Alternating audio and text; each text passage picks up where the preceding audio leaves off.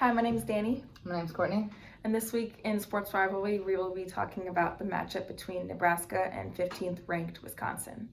The first matchup between Nebraska and Wisconsin was in 1901 in Milwaukee, Wisconsin, who won 18-0, and they did not meet again for 64 years when the Cornhuskers won 3 in a row. Prior to the 2014 meeting after being inducted into the Big Ten, the athletic departments of both universities announced the two teams would play for the Freedom Trophy, which Nebraska hasn't won yet. Wisconsin holds the longest and most current win streak of 6 against Nebraska from 2012. Normally, one team is ranked. This year is Wisconsin at number 15. So we'll start off talking about Wisconsin, and last week they beat 18th ranked Iowa 24-22, and they can place a lot of their success to some key players offensively. Their quarterback Jack Cohen has thrown for 1,665 yards, 12 touchdowns and 3 interceptions this year. The running back Jonathan Taylor has 1,259 yards this year with 15 touchdowns, and he averaged last week 8.1 yards per carry against Iowa. They're averaging 34.3 points per game this year. Their total yards per game is averaging at 418.9, and they have a solid offense when it comes to both passing and rushing. Defensively, Wisconsin has allowed 12.6 points per game, but in their last 3 outings, their defense has slumped a little bit, and they've allowed an average 28 points per game over the last 3 games.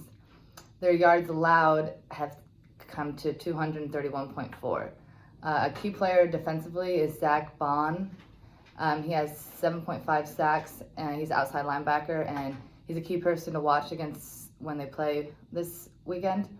Nebraska's coach Scott Frost had said about Zach Braun, he said he's all over the field. He tackles everywhere. He's physical. There's a lot of good guys around him too.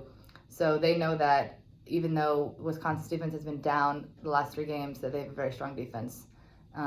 So Wisconsin, I think, is a well-rounded team on both sides of the ball, which is going to make it really tough for Nebraska to pull out an upset this weekend.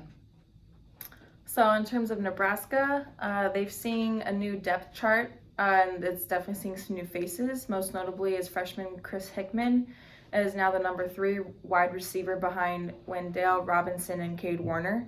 The third spot was previously Miles Jones, who has now put his name in the transfer portal and has not made a decision on where he's going next. Hickman is supposed to be a key player for the Huskers this game and has shown some impressive things on the field in practice. The Huskers have a great kicker, Barrett Pickering, who is 3 of 4 of field goals and 7 for 7 of extra points. A change in the depth chart is Matt Waldock as the backup kicker.